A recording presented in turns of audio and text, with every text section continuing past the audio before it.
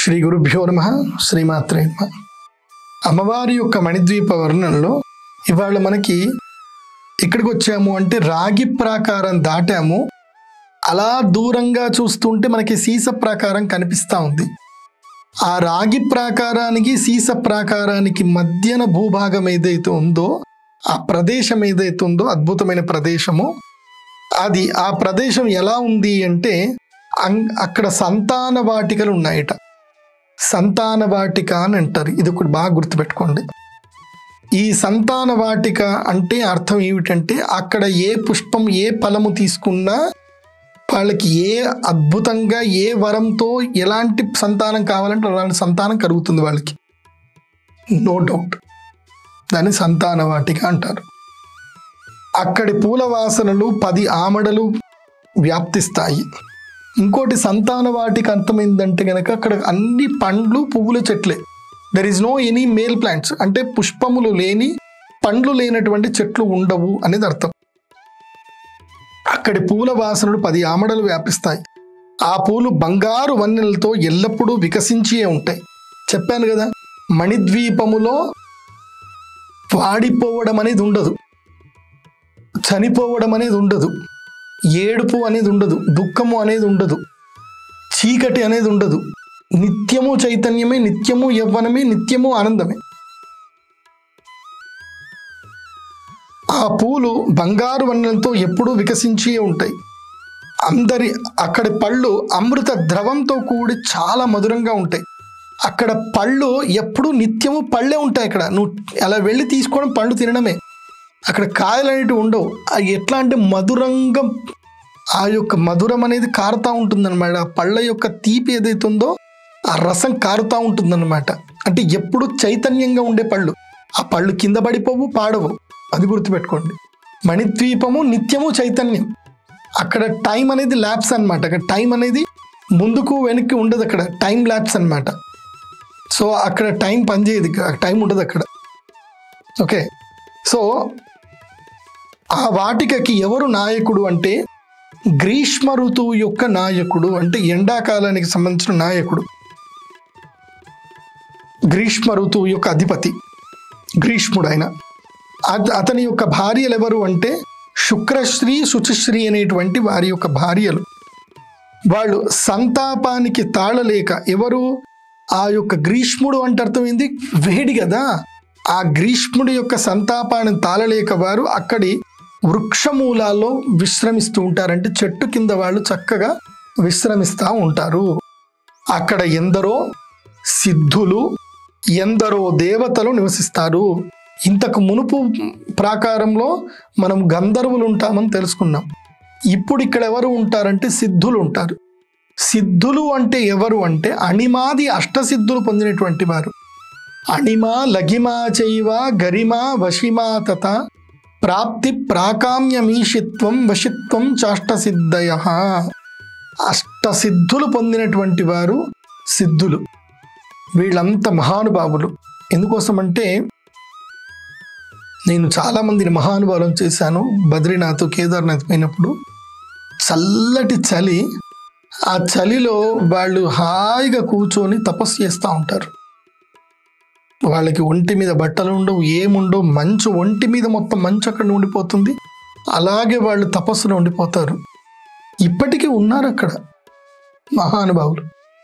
వాళ్ళంతా సిద్ధులు, యోగులు. వాళ్ళకి శరీరం, ఆ శరీరాన్ని వదిలిపెట్టి వేరే శరీరంకి వెళ్ళిపోతారు. వాళ్ళు సూక్ష్మం కూడా అయిపోతారు. చీమలోకి వెళ్తారు, దోమలోకి వెళ్తారు, ఏనుగు లోపలికి వెళ్తారు, ఒక కొండ లోపలికి వెళ్ళిపోతారు. వాళ్ళు అణిమా రూపంగా ఇస్తారు, గరిమా రూపంగా ఇస్తున్నారు.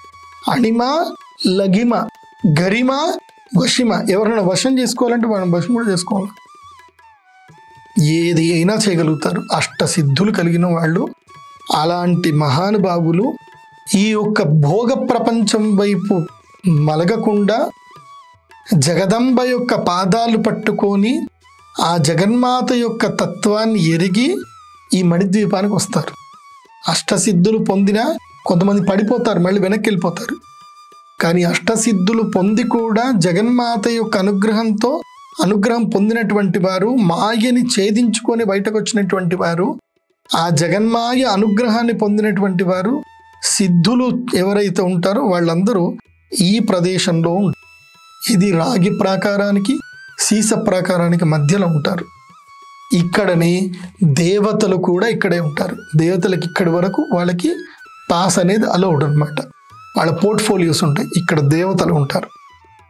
ఆ దేవతలు చందనము రాసుకొని, ఎందుకోసం అంటే అక్కడ కొంచెం వేడి వాతావరణం ఉంటుందట, గ్రీష్ముడు ఉన్నాడు కాబట్టి చక్కగా శ్రీచందనము రాసుకొని చల్లగా ధరించి పూలమాలలు ధరించి తాటాకు విసనకర్రలు చేతులు పట్టుకొని, విసనకర్రలు ఇలా పట్టుకొని విలాసిని బృందాలు అక్కడ తిరుగుతూ ఉంటాయి. రాజా, అక్కడి వారు చల్లని నీరు గ్రోలుతారు. అక్కడ చల్లటి నీళ్లు ఉంటాయట. అద్భుతంగా ఉంటుందట ఆ ప్రదేశం. సో ఈ విధంగా రాగి ప్రాకారానికి సీస ప్రాకారానికి మధ్యన ప్రదేశంలో ఎవరెవరు ఉంటారో తెలుసుకున్నారు. చెప్పాం కదా, మణిద్వీపము నిత్యము చైతన్యము, నిత్యము జగదంబ అనుగ్రహం ఉంటుంది. అక్కడ గ్రీష్మ ఋతువుకి అధిష్టాన దేవత అయినటువంటి ఇంద్రాణీదేవి అక్కడనే ఉంటుందట. ఆ ఇంద్రాణీదేవికి శుక్రశ్రీ శుచిశ్రీ అని అంటారు. ఆ శుక్రశ్రీ శుచిశ్రీ అనేటువంటి వీరు ఇరువురు కూడా గ్రీష్మ ఋతువు నాయకుడి యొక్క సతులైనటువంటి వీరు ఆ యొక్క ఇంద్రాణి అమ్మవారిని పూజిస్తూ ఉంటారు అక్కడ. అందుకోసమే వైశాఖ మాసము మనకి చైత్ర వైశాఖ మాసాలు దాటిన తర్వాత జ్యేష్ఠము ఆషాఢ మాసాలు రెండూ కూడా చాలా విశేషమైనటువంటి మాసాలు. వీటి గురించి చాలామంది గొప్పగా తెలియదు. జ్యేష్ఠ మాసము అనుష్ఠాన మాసము, ఆషాఢ మాసము కూడా అనుష్ఠాన మాసం. ఆషాఢ నవరాత్రులు చాలా గొప్ప నవరాత్రులు, గుప్త నవరాత్రులు అంటారు, రహస్య నవరాత్రులు, వారాహి నవరాత్రులు అని కూడా అంటారు. ఆషాఢ మాసములో ఏ భార్యాభర్తలైతే కనుక ఇద్దరు కూడా దీక్షతో అనుష్ఠానముతో కలియక, అంటే వాళ్ళు సంగమము చెయ్యకుండా వాళ్ళు ఇరువురుగా ప్రేమించుకుంటూ, అంటే వాళ్ళు శృంగారములో సంగమము చెయ్యకుండా మనస్సుతో వాళ్ళు ప్రేమించుకుంటూ, శారీరక స్పర్శ లేకుండా మనస్సుతో ఒకరినొకరు ప్రేమించుకుంటూ ఏదైనా ఒక వనమునకు వెళ్ళి ఆషాఢ శుద్ధ పాడ్యము నుంచి ఆషాఢ మాసము యొక్క అమావాస్య వరకు ఈ 30 రోజుల పర్యంతము చాంద్రాయణ వ్రతము చేస్తూ ఇద్దరు కూడా అనులోమ విలోమ ప్రాణాయములు, తర్వాత విశేషమైనటువంటి కొన్ని బీజాక్షర మంత్రములు, కొన్ని విశేషమైనటువంటి ఆహార పదార్థములు, తర్వాత విశేషమైనటువంటి వెన్న, తేనె వీటితోటి కలగలిపి కొన్ని సిద్ధాసనములో కొన్ని ఆసనాల్లో కూర్చొని